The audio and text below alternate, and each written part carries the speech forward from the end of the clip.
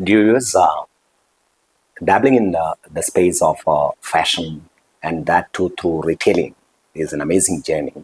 We have with us Lisa Mutheka, who is into uh, lab-grown jewelry business with her brand Okera. Mokhera here. So she will explain a bit about her company's journey.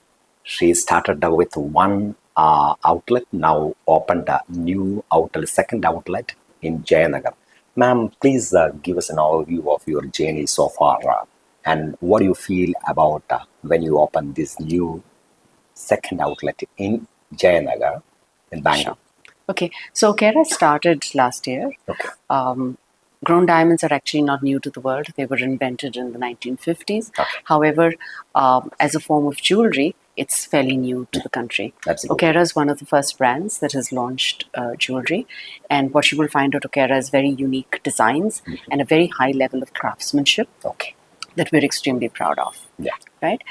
We opened our first store in Bangalore, and this is our second store that you've just visited in Jayanagar. Okay. We look forward to expanding more in Bangalore and then going to the next city. In the next city, Okera will be a national brand. Oh, fantastic. Congratulations.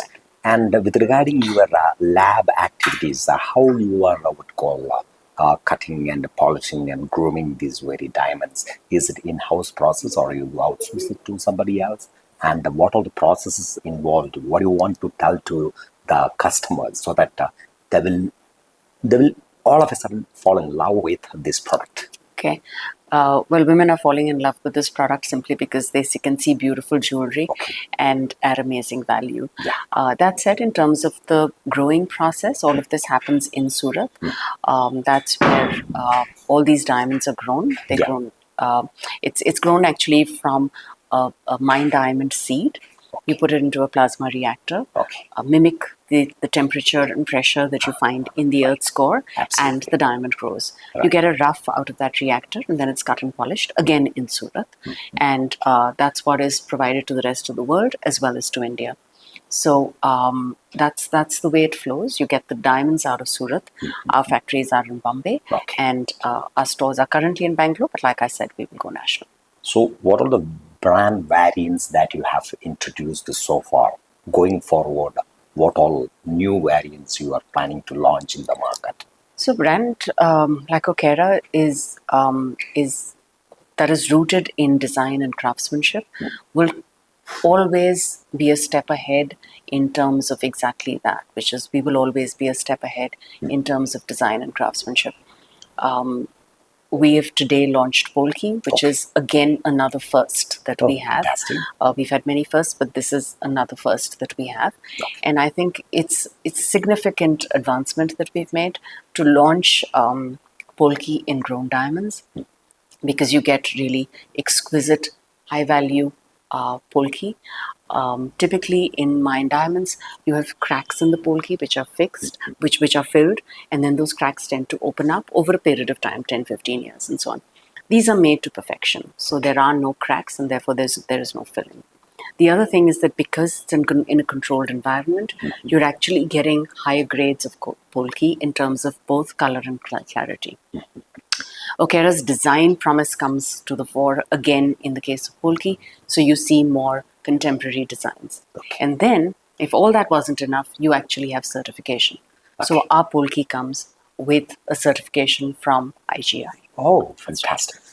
So the point is that attracting customer as an entrepreneur is a big thing. And what is the secret sauce that you have in your mind to attract not only Gen Z, but also those who love jewelry, especially this lab-grown diamond jewelry?